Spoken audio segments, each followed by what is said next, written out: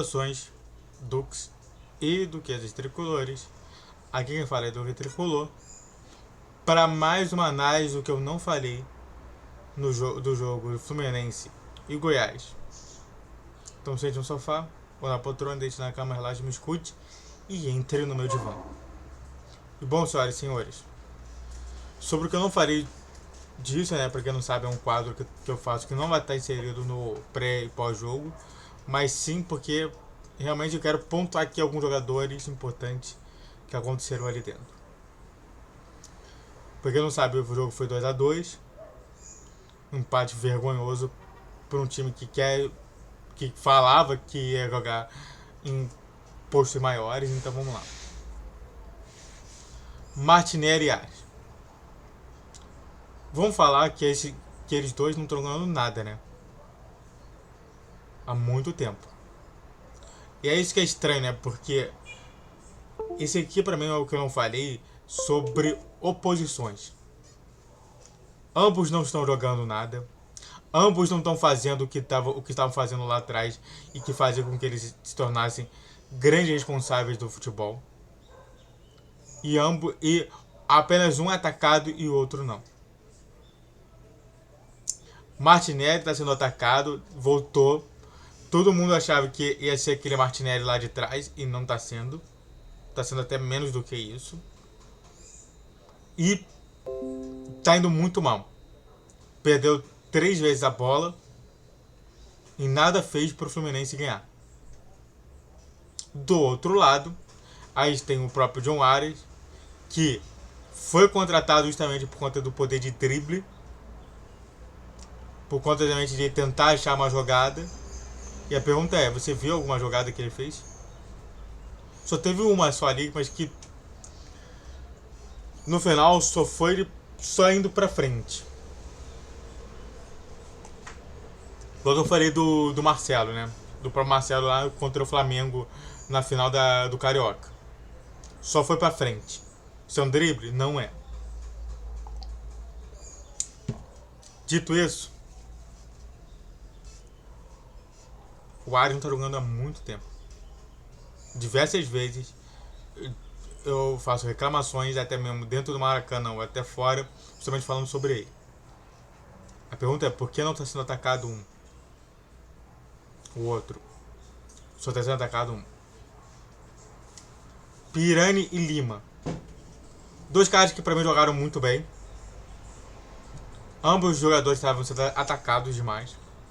Né? O Lima não tá fazendo um bom jogo. Às vezes até sumindo do jogo. O próprio Pirani também tava mal. O tempo inteiro não fazia ali. E realmente aquela lateral foi maravilhosa. Agora, de novo a gente corre com vários erros que a gente não deveria estar correndo até hoje. Cara, esse cara, tipo assim, o Pirani eu gostei. Não é à toa que eu coloquei ele como jogador em destaque do jogo. Porque realmente foi ele que fez várias ultrapassagens que acabaram culminando em gols. E até em situações de gols do Fluminense. E não é à toa que eu gostei muito mais do Pirani na lateral do que na ponta.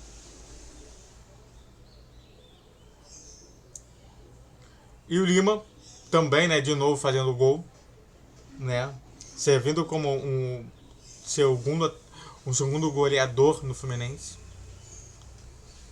Mas eu acho que ainda não tem uma posição boa para ele.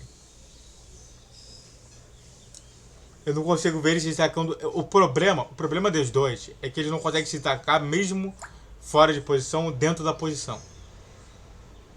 Na minha concepção, isso daí muito deve ao Diniz, que faz tanta confusão em cima de jogadores que estabelecem uma posição e ficam nessa posição que fica complicado entender. E por último, né, Germancano voltou a meter gol. Parabéns. Mas e depois fez o quê?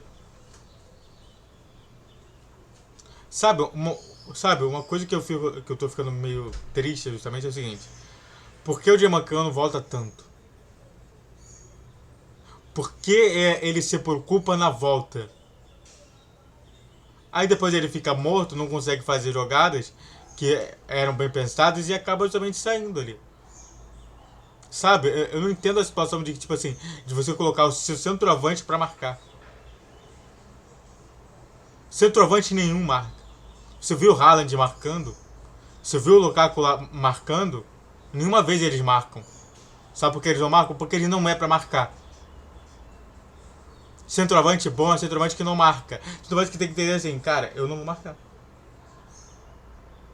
E aí fica cansado, precisando somente daquela explosão toda e finalização legal, e não tem mais. Você vê, né, que o gol do Germancano faz, que ele faz logo nos primeiros minutos. Que ele não precisou marcar ninguém. E que ele teve a explosão de ganhar na velocidade de todo mundo. Agora, ele tem que entender que a posição dele é centroavante. Antes de continuar falando mais sobre isso, faz tudo que é certo aqui, se inscreve no canal, faça o ser você que é curte, comente, compartilhe, rede social na questão de vídeo, todos os dias 10, 12 e 20 horas. Pix na tela e vamos falar mais sobre o Fluminense. Thiago Santos e Manuel. Dois jogadores que para mim são dispensáveis hoje no Fluminense. O Manuel não é mais aquele Manuel que tem ali. É o Manuel que também tá cansado, também tá muito desgastado. Cara, eu fico realmente impressionado assim. Parece que o jogador, ele, ele é machucado, aí ele volta cansado. O que ele tá fazendo? O que eles estão fazendo tanto que no final da história eles voltam machucados? Voltam cansados. Enquanto a gente vê outros jogadores que não voltam cansados e jogando muita bola.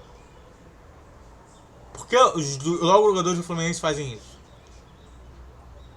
E de fato, diversas vezes, diversos lances em que você poderia terminar a jogada antes, com uma roubada de bola, eles não fazem isso. São jogadores extremamente lentos. E hoje, para um jogo que você tem sempre jogadores rápidos na frente, faz com que você tenha mais ainda prejuízo. Se você culpa Felipe Melo e acha que Felipe Melo é ruim, você também deve abominar Thiago Santos e Manuel. O outro, que é uma preocupação muito maior, é somente um novamente, voltando ali no 1, é o Fábio.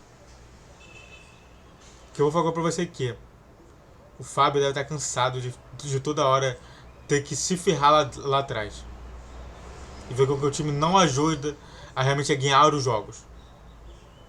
Porque um goleiro, ele não ganha jogo, tá? O goleiro não ganha jogo. O goleiro impede que o outro time ganhe um jogo. Mas até isso acontecer, você precisa ter gente lá na frente, na sua frente, ou seja, os zagueiros, os volantes, os laterais, os pontas e tudo mais, cuidando justamente para que não metesse chute em cima dele. E o Fábio toda hora tá tomando chute. A gente está tendo diversas vezes o Fluminense não marcando na média área, que para quem não sabe é um pouquinho depois da pequena área, né? Que a gente fala, o que é pequena área? Justamente aquele círculo onde o goleiro pode tocar a mão na bola, e a média área é um pouquinho depois. E diversas vezes a gente vendo chute, a gente vendo jogadas acontecendo por ali. E nada acontece. Sabe? A gente não tem nenhuma roubada de bola do nada que acaba no gol. A gente só tem jogadores que estão lá. Por quê? Porque se você for pra cima com um jogador como Manuel e Thiago Santos, eles não vão votar.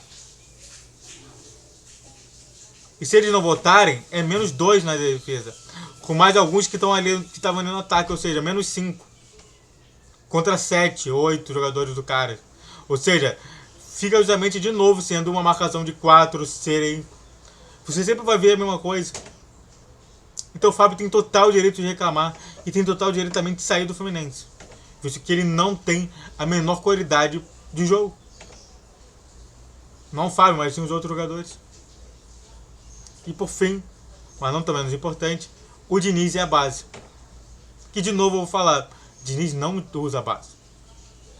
Diniz se arroga justamente ali. Não, sabe por que Diniz usou o Luiz Henrique? O Diniz usou Matheus Martins porque não podia mais comprar jogador. Porque não tinha mais jogador no elenco. Aí teve que se colocar na base. E aí ele se arroga justamente nisso. Ou vocês se esqueceram justamente que ele manteve por muito tempo Ayrton e Henrique, que eram dois perebas que estavam na volância. É justamente isso. Não vai mudar. Vai ficar bem pior do que está. Como já dizia a música do Matanza e também no meu pós-jogo. Não esperem mudanças depois desses 10 dias sem jogo. Esperem a mesma coisa, o mesmo fracasso e o mesmo pensamento, fora de início. Muito obrigado a todos que assistiram, fico por aqui. Se inscreve no canal, faça o tiro pra você que é curte, comente e compartilhe. Redes sociais, questão de vídeo, todos os dias 10, 12 e 20 horas. Pix na tela, saltões tricolores.